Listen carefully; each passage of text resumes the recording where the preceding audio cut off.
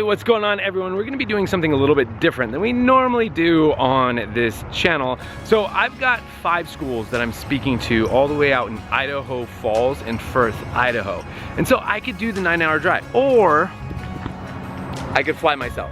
9-hour drive, fly myself. 9-hour drive, fly myself. So today I'm gonna take you guys along for the journey. Let's go. Reno clearance, Cherokee 90280 Whiskey. Request VFR and flight following, if able, to Kilo India Delta Alpha, Idaho Falls, with information Alpha. Cherokee 90280 Whiskey, Reno clearance, depart VFR, departure frequency 126.3, squawk 6327. 126.3, squawk 6327, 90280 Whiskey. Cherokee 80 Whiskey, read back correct. Alright, we are good to go, ladies and gentlemen. Let's go to Idaho.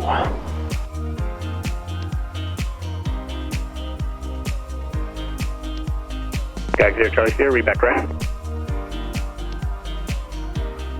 So the Reno airport is what they call a Class Charlie airport, which means it's a bigger airport, but not like LAX or Atlanta. Which means we have to get permission to taxi, to take off, to come into even the airspace. It's a restricted airspace. The benefit of that is that you just basically have this extra friend that's looking out after you in the tower. So just someone else keeping their eyes on you, making sure you're safe. You always have someone to talk to. That's always nice. But the intimidating part is you're taking off with all the big boys. So I got Southwest over there. There was some military C-130s there. United just landed there. So it feels a little intimidating, especially when you're coming into land and then you have the big planes just watching you, and you know they're judging you. Like, let's see if he messes this one up. Southwest 9456, runway. I mean, we do the same thing when you're flying on a commercial airline and someone's coming to land. How often do you judge the pilot off their landing? It's like the most important part. Well, I mean, taking off and flying planes is important too, but landing, I don't know, people put a lot of judgment on the landing. Alright, we're taking off on the left main, and the fuel pump is on. Mags are on both, props full forward, mixture is rich, frequencies are set, trim set, flap set. But when the big planes come in, the one thing you have to look out for is what they call wake turbulence, meaning you don't want to take off or land right behind a big plane because they disturb all the air.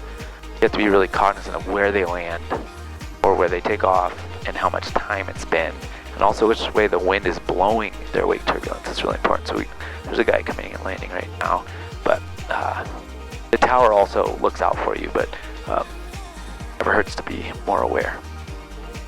Alright, I've got the Southwest behind me.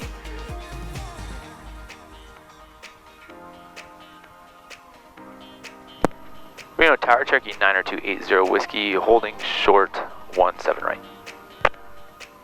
Cherokee 90280 Whiskey, Reno Tower, hold short of runway 17 right. Hold short 17 right, 80 Whiskey. 80 Whiskey, runway 17 left, line up and wait, traffic, Cherokee, beam the numbers and left downwind. Line up and wait for 80 Whiskey. On 17 left. Static 2 Delta Whiskey, turn left to Juliet, then contact ground, point 9er. Alright, props on, make sure it's rich, massive, props full forward. 2 Delta Whiskey, left to Juliet, 2 Delta Whiskey. Clear. Cherokee 69er Whiskey base, turn approved, change to runway 17 right, cleared to land. Base turn approved, 17 right, cleared to land, 69er Whiskey. RV2 Alpha Whiskey, cancel altitude restriction, and extend downwind. Cancel altitude restriction on RV2 Alpha Whiskey.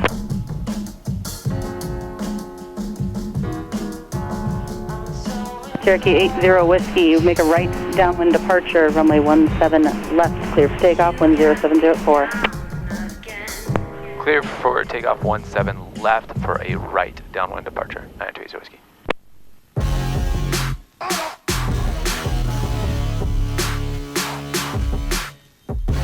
Okay, green.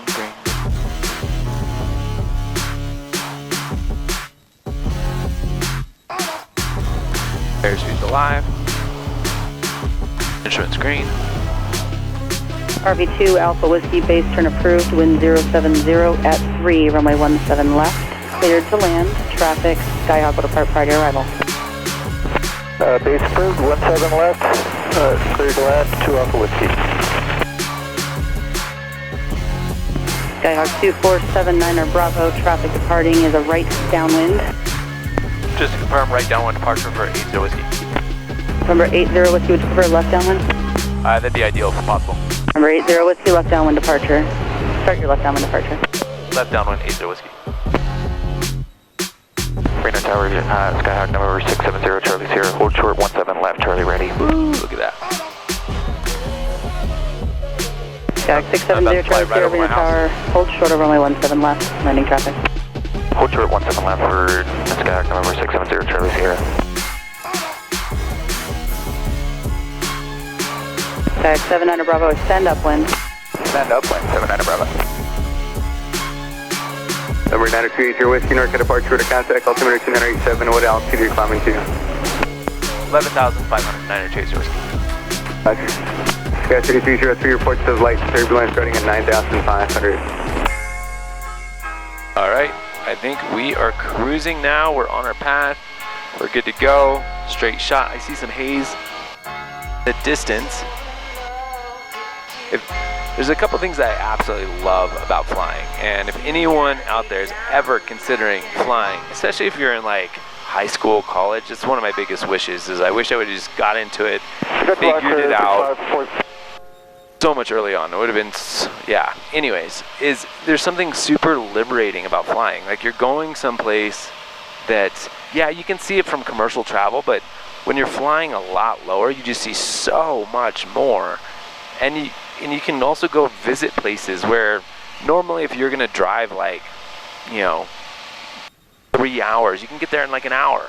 Or like today, like normally this would be a 9-hour drive. I would never just be like, let's go to Idaho Falls. I wouldn't do that. 9 hours, it's almost like an entire day. But here, it's a 3.5 hour flight. I'm seeing that done now. Super Thank you so quick, much for your super help. easy. Stand by the Scola 1 arrival. Reno altimeter is 2986. So for those of you guys who don't know, because per the data, a lot of the people on this YouTube channel probably have no idea who I am. My name is Brian, and I run a non-profit organization called Think Kindness. And we started in 2009, and the sole premise of the organization is to inspire measurable, random acts of kindness in schools and communities around the country. And basically every year what we do is we plan a national kindness school tour where we visit schools from coast to coast. We challenge school versus school, who can make the biggest difference in the world, but who can do it in just 15 days. The goal is to spark a massive tidal wave of kindness in a school so big that it seeps out of the school walls and into the community. And more importantly, is to inspire every single person, no matter who you are, no matter where you come from, no matter what social economic status that you have. Every single person has the ability to make a difference in the world. And rather than just talk about it, we call them to action. And so rather than just say, hey, go change the world, no. As soon as the assembly is done, every single school has 15 days to take action and to create measurable impact within their school. And so it started in 2009, and to be honest, like I was stoked when we did like 10 schools. And then the program grew and grew and grew and grew. And so now we're in over 120 schools a year. We're doing district-wide kindness campaigns. We're flying our entire team, doing like 60 plus schools in like 5 days. We've documented over 1 million random acts of kindness, collected over 300,000 pairs of shoes for children around the world. Last year, the schools collected over 2,000 pounds of coffee that was sent to military troops and servicemen and women overseas. We've really seen, when students come together in solidarity, the impact that they can truly have by working together and making a big difference in the world. And in 2009, what really got me to keep going was there was a student that first came up with the idea to collect shoes. That wasn't my idea. And then she mentioned like, hey, let's actually be the ones to give the shoes away. And that's when we had our very first trip to central Kenya, where we found an orphanage called Tumaini. And we flew a small team down there. We took thousands of shoes, And what we realized is when we got there is we weren't just giving away the gift of shoes.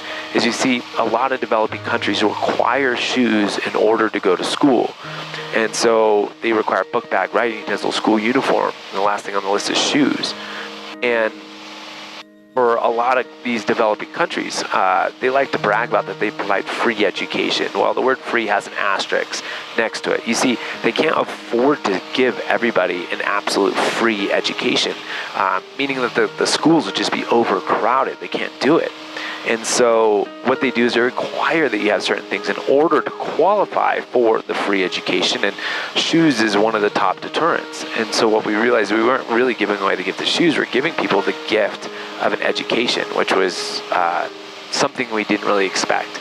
And after coming away from that trip and not only meeting those children, we lived at the orphanage with them, is those children all have this belief that they could be the ones to make a difference in the world. And they have no money, connections, resources, but they believe if they can work together, they can be someone to make a lasting impact. And when I got back from that trip, my life obviously changed. I've been to Africa now 13, 14, 15 times, somewhere in there. The organization Think Kindness now, we have over 5 trips a year. So if you're watching this and you want to go to Africa one day, comment below, I'll get you the information. We have 5 trips a year now that we go out to an orphanage in Tanzania. It sits right on the base of Mount Kilimanjaro. It's absolutely amazing. We also work with an orphanage in Costa Rica outside La Fortuna, and also another one in Bagaces. And we're building aquaponics farms. We built computer labs. We revamped the entire kitchen. We did a whole new playground, soccer field, basketball court. We're redoing the entire cooking facility for the orphanage in Tanzania. We have teams of doctors going down. We're doing so much more.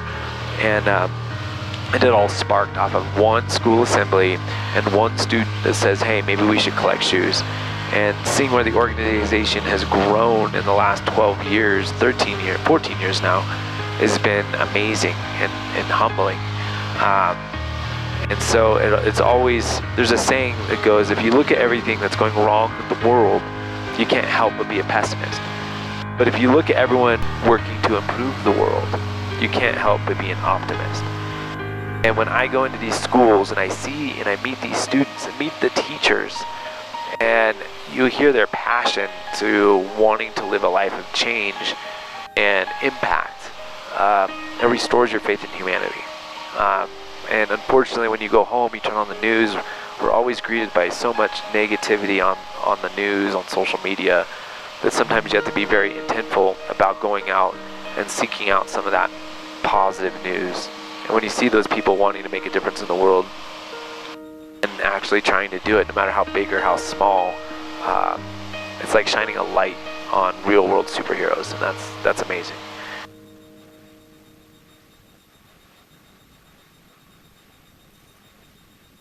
All right, you guys, I really didn't record too much more of the remaining part of the flight. It was pretty much smooth sailing, but here is the landing and a little sneak peek of some of the presentation in Idaho Falls.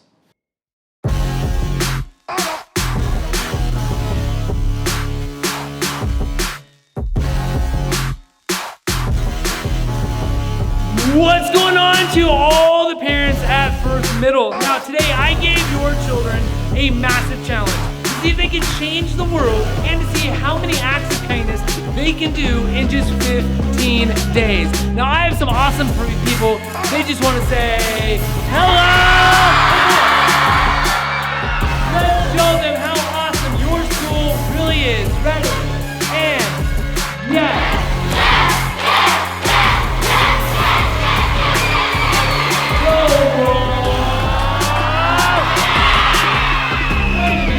What do you guys got to do?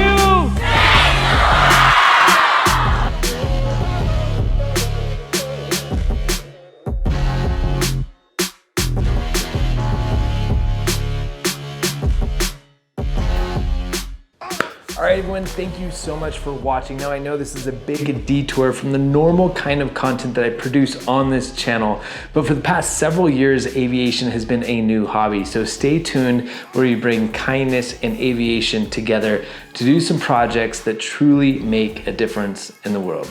Stay tuned.